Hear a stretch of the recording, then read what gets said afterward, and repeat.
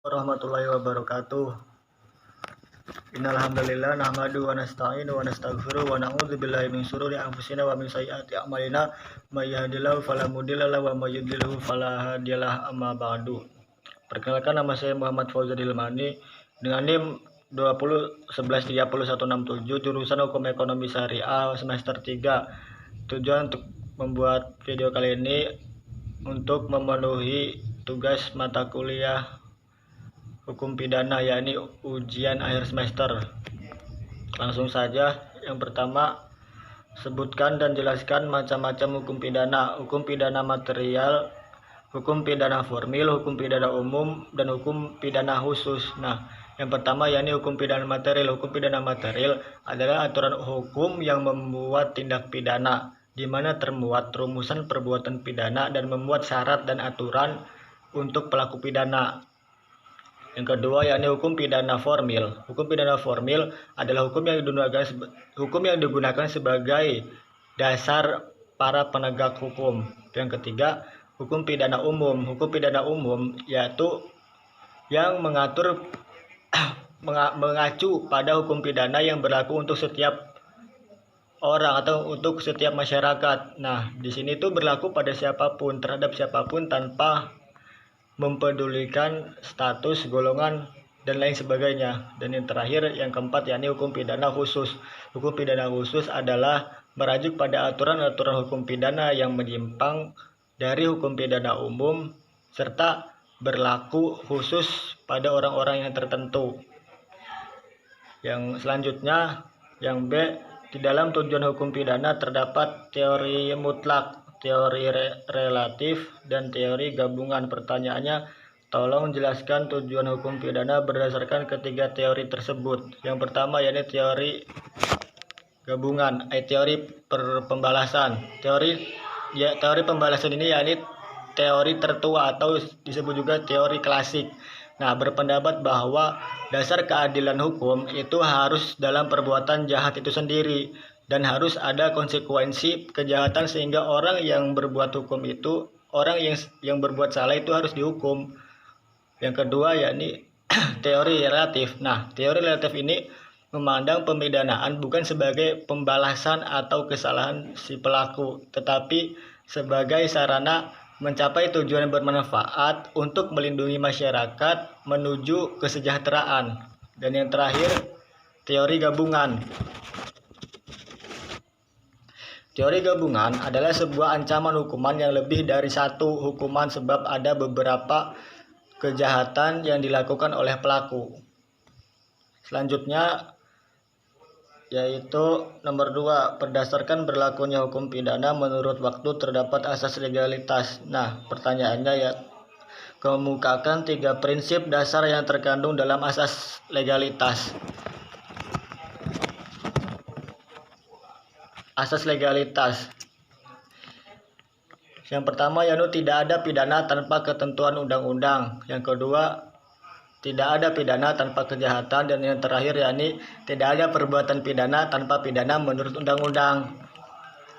Nomor 3, selain berlakunya hukum pidana menurut waktu yang menganut asas legalitas, dikenal pula hukum pidana berlaku menurut tempat yang terdiri dari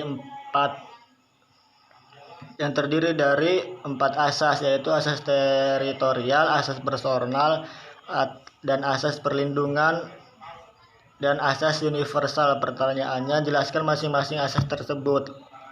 Yang pertama yakni asas teritorial adalah asas wilayah. Berdasarkan asas ini, perundang-undangan pidana suatu negara berlaku untuk setiap subjek hukum yang melakukan tindak pidana di wilayah negaranya masing-masing atau di wilayah negaranya yang bersangkutan.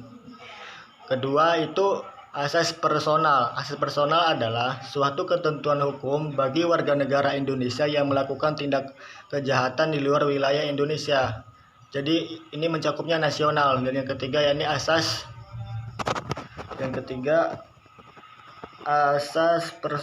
perlindungan atau yang disebut juga sebagai nasional pasif. Nah, asas perlindungan adalah bahwa setiap negara yang berdaulat wajib melindungi kepentingan hukumnya atau kepentingan nasionalnya. Yang terakhir, asas universal. Asas universal adalah asas yang menyatakan setiap orang yang melakukan perbuatan di luar wilayah negara untuk kepentingan hukum bagi seluruh dunia.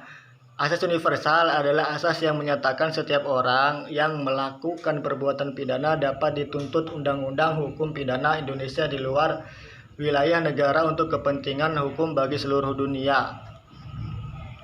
Yang selanjutnya yakni sebutkan unsur-unsur percobaan dan berikan contoh dan dasar hukumnya.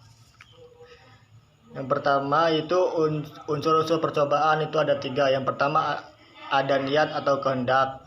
Yang kedua ada permulaan pelaksanaan, dan yang terakhir ada pelaksanaan tidak selesai semata-mata karena kehendak si pelaku.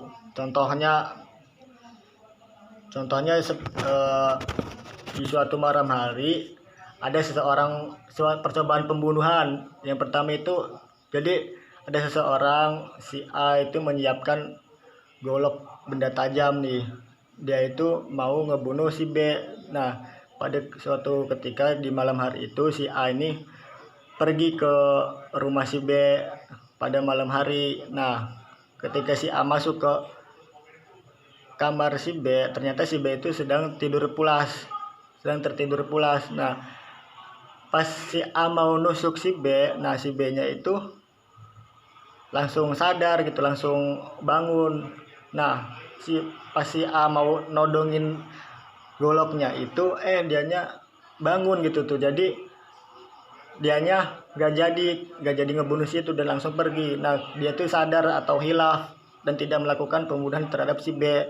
Nah, dalam contoh kasus ini si A ini tidak jadi membunuh si B atas kehendaknya sendiri karena hilaf dan sadar lalu pergi pulang.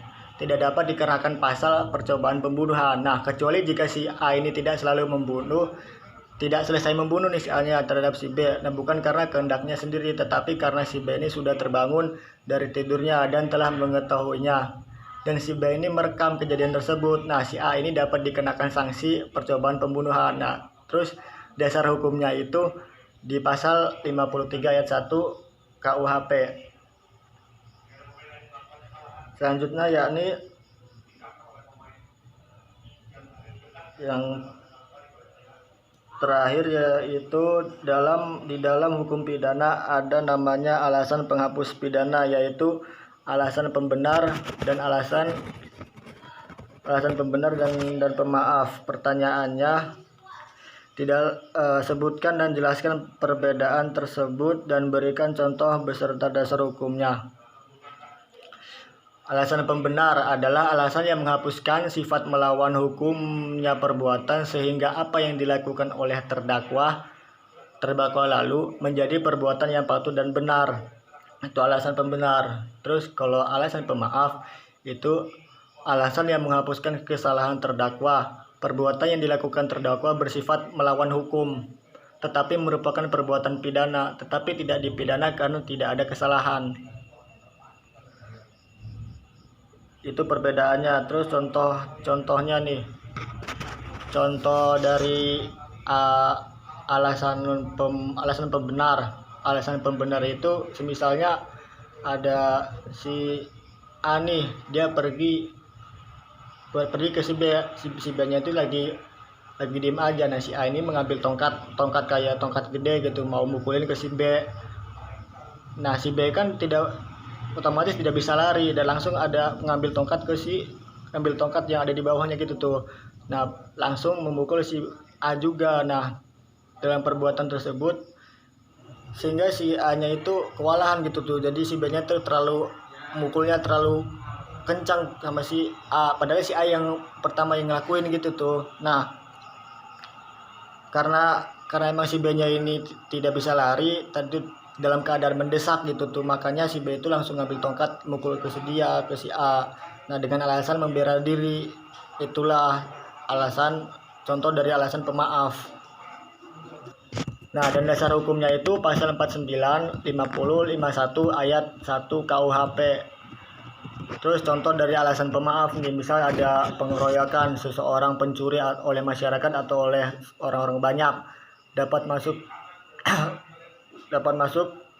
pelampauan batas keperluan membela diri, nah yang memenuhi syarat dari pasal 49 ayat 2 KUHP, maka orang-orang yang mengeroyok tidak dapat dihukum. Akan tetapi si pencuri juga berhak membela diri dari pengeroyokan tersebut apabila dalam pembelaan dirinya itu si pencuri tersebut itu melebihi salah seorang pengeroyok, maka si pencuri tidak dapat dihukum karena atas tuduhan penganiayaan. Nah, dasar hukumnya itu, dasar hukum pemaaf itu pasal 49 dan 51 ayat 2 KUHP. Mungkin sekian dari saya. Kurang lebihnya mohon maaf. Wallahu muwaffiq ila aqwamit thoriq. Wassalamualaikum warahmatullahi wabarakatuh.